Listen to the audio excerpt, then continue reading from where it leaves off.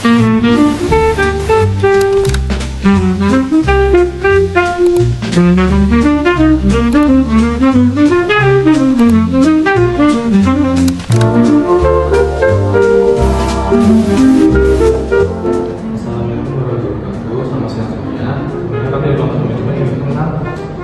pembunuhan tahun 2012 sampai 2023. Sebenarnya perkenalkan, nama saya Muhammad Solekari. Nama saya Cindy Jayansi. Nama saya Hanidia Dinti Mahasari. Nama saya dari Indonesia. Nama saya Siti Mamudi Kasna. Nama saya Dina Kasapara. Nama saya dari Bella.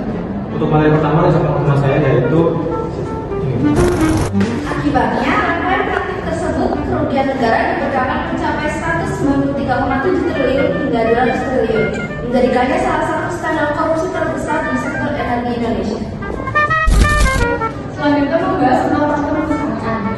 Identitas perusahaan dengan nama PT Pertamina Persero yang didirikan pada tanggal 10 Desember 1997 yang berada di kantor Geraha Pertamina Jalan Medan Merdeka ini masih 11 sampai 13 dan masa 100 jenis perusahaan yang berbadan usaha milik negara atau BUMN berbentuk perseroan. Industri seperti minyak, gas, energi terbarukan, petrokimia, logistik, energi, dan layanan kesehatan. Nah, di sini sendiri itu PT Pertamina memiliki beberapa produk dan merek. Nah, di bidang BBM itu ada Pertamina, Pertalite, Daylight, Solar, dan Astur. Di LPG sendiri itu ada LPG dan green gas untuk memudahkan para ibu rumah tangga. Nah, di Polmas itu ada Sastra, Mesra, dan Enduro.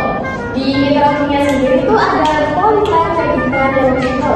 Terus ada layanan lainnya tuh di bidang rumah sakit yaitu Pertamina, Bina, Medika, IHSI.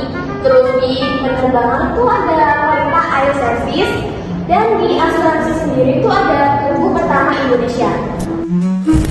Perusahaan tersebut memiliki beberapa kendala. Yang pertama itu ada keterlibatan banyak pihak. Kasus melibatkan direksi anak perusahaan Pertamina dan kontraktor kerjasama K3S.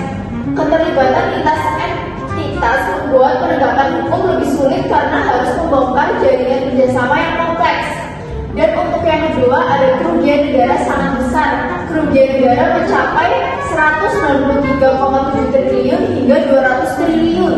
Angka ini menimbulkan dampak serius terhadap keuangan negara dan menurunkan kepercayaan publik terhadap BUMN energi. Dan yang ketiga, dampak terhadap reputasi dan kepercayaan publik. Skandal ini menguncang reputasi Pertamina sebagai BUMN strategis. Publik mempertanyakan integritas tata kelola energi nasional, sementara investor melihat adanya resiko besar dalam sektor energi Indonesia. Dan kendala ini bersumber dari Detik News dan juga Kompas.com. Selanjutnya, solusi atas kendala tersebut yang pertama, mencatat atau menganalisis data untuk transparansi dari proses produksi sampai distribusi agar tidak dimanipulasi. Contohnya, sering melakukan audit untuk pengecekan.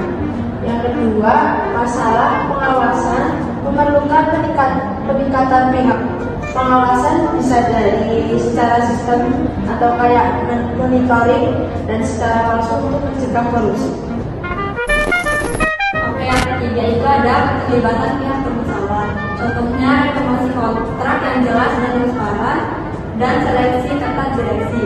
Yang keempat ada kerugian negara, memaksimalkan pengolahan minyak lokal dan mengurangi impor, dan negosiasi hingga mencapai kesepakatan yang baik. Kemudian kelima ada melibatkan masyarakat.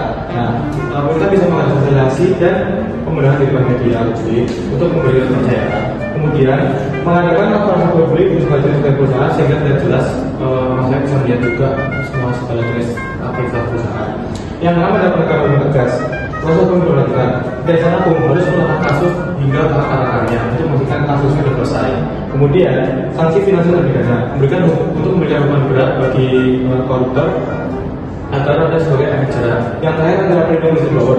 Perlindungan itu memberi safety dan perlindungan kepada sang pelapor hingga terjamin keselamatannya.